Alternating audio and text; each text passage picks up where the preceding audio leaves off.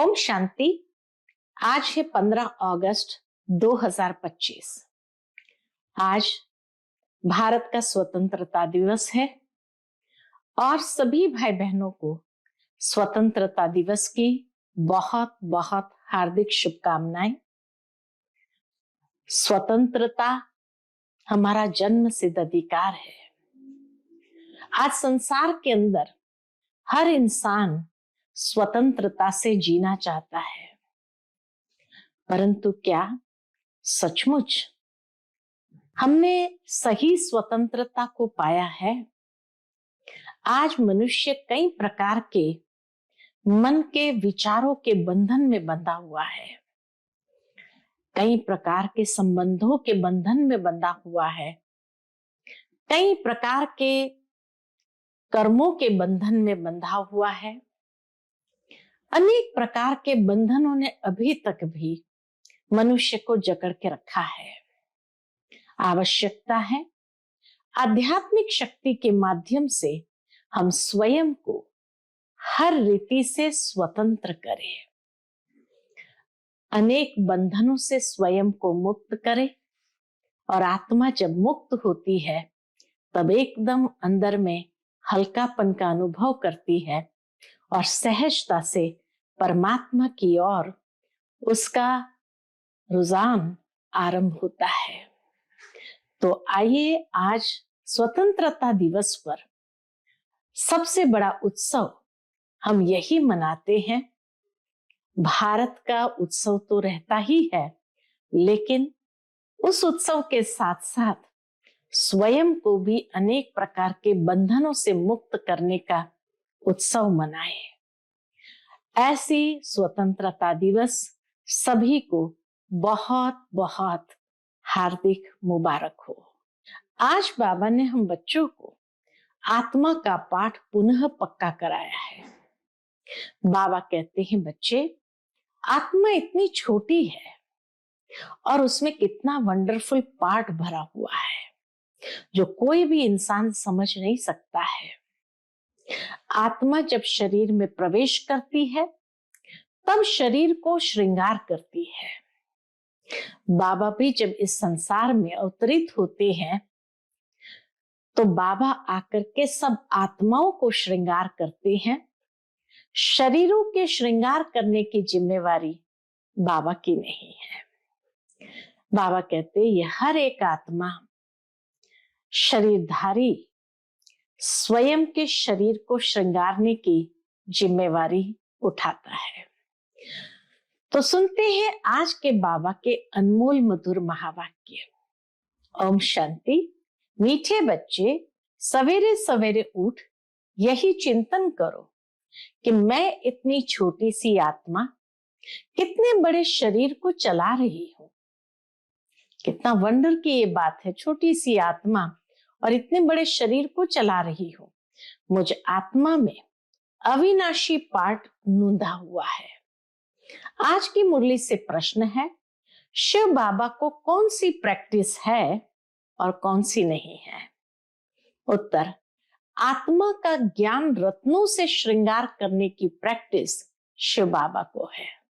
हर एक आत्मा को ज्ञान रत्नों से श्रृंगार करने की प्रैक्टिस शिव बाबा को है, बाकी शरीर का श्रृंगार करने की प्रैक्टिस उन्हें नहीं, क्योंकि बाबा कहते मुझे तो अपना शरीर है नहीं। मैं इनका शरीर भल किराए पर लेता हूं, लेकिन इस शरीर का श्रृंगार ये आत्मा स्वयं करती है, मैं नहीं करता हूं। मैं तो सदा अशरीरी हूं। आज की मुरली से पहले गीत बजा है, बदल जाए दुनिया न बदलेंगे हम। ओम शांति। बच्चों ने ये गीत सुना। किसने सुना? आत्मा ने इस शरीर के कानों द्वारा सुना। बच्चों को भी यह मालूम पड़ा कि आत्मा कितनी छोटी है। वह आत्मा इस शरीर में नहीं है तो शरीर कोई काम का ही नहीं रहता। कितनी छोटी आत्मा के आधार पर ये कितना बड़ा शरीर चलता है। दुनिया में किसको भी पता नहीं है कि आत्मा क्या चीज है। जो इस रथ पर विराजमान होती है। अकाल मूरत आत्मा का यह तख्त है।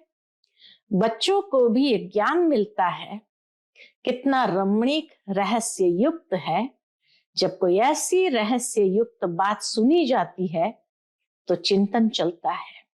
आत्मा बहुत रहस्य युक्त है, तो बाबा कहे जब उसके विषय में कोई बात सुनी जाती है तो चिंतन चलता है। तुम बच्चों का भी यही चिंतन चलता है। इतनी छोटी सी आत्मा है, इतने बड़े शरीर में। शरीर तो विनाश हो जाता है, बाकी आत्मा रहती है। यह बड़ी विचार करने की बात है। बाबा कहे आत्मा रहती है, शरीर तो विनाश हो जाता है। ये बड़ी विचार की बातें हैं। सवेरे उठकर ये ख्याल करना चाहिए, बच्चों को स्मृति आई है आत्मा कितनी छोटी है। उनको अविनाशी पाठ मिला हुआ है, मैं आत्मा कितनी वंडरफुल हूं। ये नया ज्ञान है जो दुनिया में किसको भी नहीं है। बाप ही आकर बतलाते हैं जो सिमरण करना होता है। हम कितनी छोटी सी आत्मा कैसे पाठ बजाती है। शरीर 5 तत्वों का बनता है, बाबा को थोड़ी मालूम पड़ता है शिव बाबा की आत्मा कैसे आती जाती है। ब्रह्मा बाबा को तो पता भी नहीं पड़ता है शिव बाबा कैसे आते जाते हैं। ऐसे भी नहीं, सदैव इसमें रहते हैं। तो यही चिंतन करना है। तुम बच्चों को बाप ऐसा ज्ञान देते हैं जो कभी कोई को मिल ना सके। आत्मा और परमात्मा का रिंचक भी ज्ञान नहीं है। आत्मा शरीर द्वारा शास्त्र पढ़ती है। एक भी मनुष्य मात्र आत्म अभिमानी नहीं है। आत्मा का ज्ञान कोई को है नहीं, तो फिर बाप का ज्ञान कैसे होगा। तुम बच्चे जानते हो, हम आत्माओं को बाप कहते हैं, मीठे मीठे बच्चों तुम कितना समझदार बन रहे हो। ऐसा कोई मनुष्य नहीं जो समझे कि शरीर में जो आत्मा है उनको परम पिता परमात्मा बैठ पढ़ाते हैं। कितनी समझने की बातें हैं, परंतु फिर भी धंधे आदि में जाने से भूल जाते हैं। पहले तो बाप आत्मा का ज्ञान देते हैं जो कोई भी मनुष्य मात्र को नहीं है। गायन भी है ना, आत्माएं परमात्मा अलग रहे बहुकाल, सुंदर मेला तब लगा जब सतगुरु मिला दलाल। हिसाब है ना। तुम बच्चे जानते हो, आत्मा ही बोलती है शरीर द्वारा। आत्मा ही शरीर द्वारा अच्छे व बुरे काम करती है। बाप आकर आत्माओं को कितना गुलगुल बनाते हैं। पहले पहले तो बाप कहते हैं सवेरे सवेरे उठकर यही प्रैक्टिस व ख्याल करो कि आत्मा क्या है। आत्मचिंतन जरूर करो। जो इस शरीर द्वारा सुनती है, आत्मा का बाप परम पिता परमात्मा है, जिसको पतित पावन ज्ञान का सागर कहते हैं। प्रैक्टिकल अनुभव नहीं है। ऐसे नहीं समझेंगे हम आत्मा इस शरीर से बाप की महिमा करते हैं। वह हमारा बहुत मीठा बाबा है, वही सुख देने वाला है। बाप कहते हैं आत्माएं अब मेरी मत पर चलो। ये अविनाशी आत्मा को अविनाशी बाप द्वारा अविनाशी मत मिलती है। बाप कहते कुछ भी नहीं समझते हो तो बाप से पूछो, क्योंकि बाप है अविनाशी सर्जन। उनको सुप्रीम सोल भी कहा जाता है। आत्मा पवित्र बनती है तो उनकी महिमा होती है। जब आत्मा पवित्र बनती है तो उनकी महिमा होती है। आत्मा की महिमा है तो शरीर की भी महिमा होती है। आत्मा तमो प्रधान है तो शरीर की भी महिमा नहीं। इस समय तुम बच्चों को बहुत गुह्य बुद्धि मिलती है। बच्चों को बहुत गुह्य बुद्धि मिलती है, जो गुह्य बातें अच्छी तरह समझ सकती है। आत्मा को ही मिलती है। आत्मा को कितना मीठा बनना चाहिए, सबको सुख देना चाहिए। बाबा कितना मीठा है, आत्माओं को भी बहुत मीठा बनाते हैं। बाबा बहुत मीठा है, आत्माओं को भी बहुत मीठा बनाते हैं। आत्मा कोई भी अकर्तव्य कार्य न करे, ये प्रैक्टिस करनी है। चेक करना है कि मेरे से कोई अकर्तव्य तो नहीं होता है। शिव बाबा कभी अकर्तव्य कार्य करेंगे नहीं, वह आते ही है उत्तम से उत्तम कल्याणकारी कार्य करने। सबको सद्गति देते हैं। आत्मा के बिना शरीर जड़ बन जाता है। मनुष्य का शरीर में कितना मोह रहता है। आत्मा शरीर से निकल गई तो बाकी 5 तत्व, उन पर भी कितना लव रहता है। स्त्री पति की चिता पर चढ़ने के लिए तैयार हो जाती है। पहले जमाने में सती प्रथा थी, तो स्त्री पति की चिता पर चढ़ने के लिए तैयार हो जाती है। कितना मोह रहता है शरीर में। अभी तुम समझते हो नष्टो मोहा होना है। सारी दुनिया से ये शरीर तो खत्म होना है, तो उनसे मोह निकल जाना चाहिए ना। परंतु बहुत मोह रहता है। ब्राह्मणों को खिलाते हैं, याद करते हैं ना, फलाने का श्राद्ध है, अब वह थोड़ी खा सकते हैं। इस समय तुमको ज्ञान है, हमको नष्टो मोहा बनना है। बाबा कहे तुमको ज्ञान है, हमको नष्टो मोहा बनना है। मोहजित राजा की भी कहानी है ना, और कोई मोहजित राजा होता नहीं है। यह तो कथाएं बहुत बनाई है ना, वहां अकाले मृत्यु होती नहीं, तो पूछने की भी दरकार नहीं रहती है। बाबा कहते हैं वहां अकाले मृत्यु ही नहीं, तो पूछने की भी दरकार नहीं रहती है। इस समय तुमको मोहजित बनाते हैं। बाबा ने समझाया है, बाबा के सन्मुख आते हो तो पहले यह याद करना है कि हम ईश्वर बाप के सन्मुख जाते हैं। बाबा कहे इसको स्मृति में ले आओ। शिव बाबा तो निराकार है, उनके सन्मुख हम कैसे जाएं? तो उस बाप को याद कर फिर बाप के सन्मुख आना है। शिव बाबा की याद में न रह कोई काम करते हो तो पाप लग जाता है। हम शिव बाबा के पास जाते हैं, फिर दूसरे जन्म में दूसरे संबंधी होंगे। संगम युग कोई उस पानी के सागर और नदियों को नहीं कहा जाता है। बाबा कहते संगम युग कोई उस पानी के सागर और नदियों को नहीं कहा जाता है। रात दिन का फर्क है। ब्रह्मपुत्र बड़े से बड़ी नदी है जो सागर में मिलती है। नदियां जाकर सागर में पड़ती है। तुम भी सागर से निकली हुई ज्ञान नदी हो। ज्ञान सागर शिव बाबा है, बड़े ते बड़ी नदी है ब्रह्मपुत्रा। इनका नाम ब्रह्मा है। सागर से इनका कितना मेल है। तुमको मालूम है नदियां कहां से निकलती है? सागर से ही निकलती है, फिर सागर में पड़ती है। सागर से मीठा पानी खींचते हैं, सागर के बच्चे फिर सागर में जाकर मिलते हैं। तुम भी ज्ञान सागर से निकले हो, फिर सब वहां चली जाएंगी जहां पर वह रहता है। जहां शिव बाबा रहते हैं वहां ही हम सभी चले जाएंगे। जहां वह रहते हैं वहां तुम आत्माएं भी रहती हो। ज्ञान सागर आकर तुमको पवित्र मीठा बनाते हैं। आत्मा जो खारी बन गई है उनको मीठा बनाते हैं। 5 विकार रूपी छीछी नमकीन तुमसे निकल जाता है तो तुम तमो प्रधान से सतो प्रधान बन जाते हो। बाप पुरुषार्थ बहुत कराते हैं। तुम कितने सतो प्रधान थे, स्वर्ग में रहते थे, तुम बिल्कुल छीछी बन गए हो। रावण ने तुमको क्या बनाया है? भारत में ही गाया जाता है, हीरे जैसा जन्म अमोलक।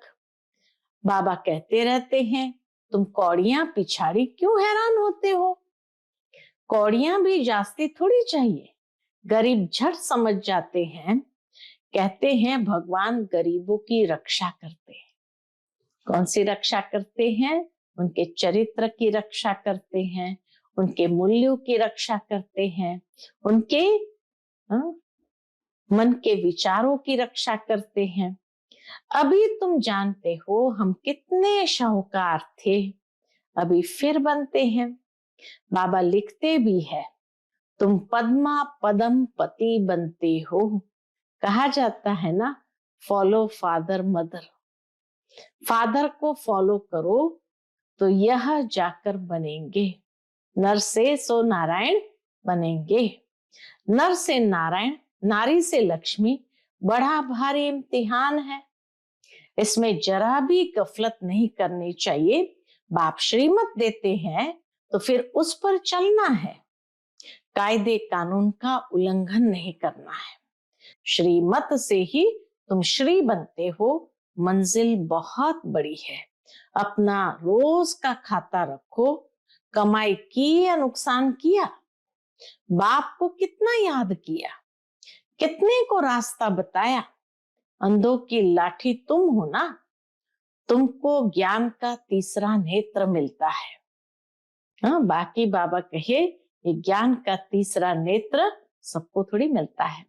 अच्छा, मीठे मीठे सिकिलते बच्चों प्रति माता पिता बाप दादा का याद प्यार और गुड मॉर्निंग। रूहानी बाप के रूहानी बच्चों को नमस्ते। हम सब रूहानी बच्चों की रूहानी माता पिता बाप दादा को याद प्यार, गुड मॉर्निंग और नमस्ते। नमस्ते। शुक्रिया बाबा, शुक्रिया। आज की मुरली से धारणा के लिए मुख्य सार है। पहली पॉइंट, जैसे बाप मीठा है ऐसे मीठा बन सबको सुख देना है। कोई भी अकर्तव्य कार्य नहीं करना है, उत्तम से उत्तम कल्याण का ही कार्य करना है। दूसरी पॉइंट, कौड़ियों के पिछाड़ी हैरान नहीं होना है। पुरुषार्थ कर अपनी जीवन हीरे जैसी बनानी है, गफलत नहीं करनी है। आज का बाप दादा का मधुर वरदान हम बच्चों के प्रति है, निश्चय रूपी पांव को अचल रखने वाले सदा निश्चय बुद्धि निश्चिंत भव। निश्चय रूपी पांव को अचल रखने वाले सदा निश्चय बुद्धि निश्चिंत भव। सबसे बड़ी बीमारी है चिंता। इसकी दवाई डॉक्टर्स के पास भी नहीं है। चिंता वाले जितना ही प्राप्ति के पीछे दौड़ते हैं, उतना प्राप्ति आगे दौड़ लगाती है। इसलिए निश्चय के पांव सदा अचल रहे, सदा एक बल एक भरोसा। ये पांव अचल है तो विजय निश्चित है। निश्चित विजय सदा ही निश्चिंत है। माया निश्चय रूपी पांव को हिलाने के लिए ही भिन्न भिन्न रूप से आती है, लेकिन माया हिल जाए आपका निश्चय रूपी पांव न हिले। माया हिल जाए लेकिन आपका निश्चय रूपी पांव न हिले तो निश्चिंत रहने का वरदान मिल जाएगा। आज का बाप दादा का मधुर स्लोगन है, हर एक की विशेषता को देखते जाओ तो विशेष आत्मा बन जाएंगे। हर एक की विशेषता को देखते जाओ तो विशेष आत्मा बन जाएंगे। आज का व्यक्त इशारा, सहज योगी बनना है तो परमात्मा प्यार के अनुभवी बनो। आप गोप गोपियों के चरित्र गाए हुए हैं। बाप से सर्व संबंधों का सुख लेना और मगन रहना अथवा सर्व संबंधों के लव में लवलीन रहना। जब कोई अति स्नेह से मिलते हैं तो उस समय स्नेह के मिलन के यही शब्द होते हैं कि एक दूसरे में समा गए या दोनों मिलकर एक हो गए, तो बाप के स्नेह में समा गए, अर्थात बाप का स्वरूप हो गए। अच्छा, ओम शांति।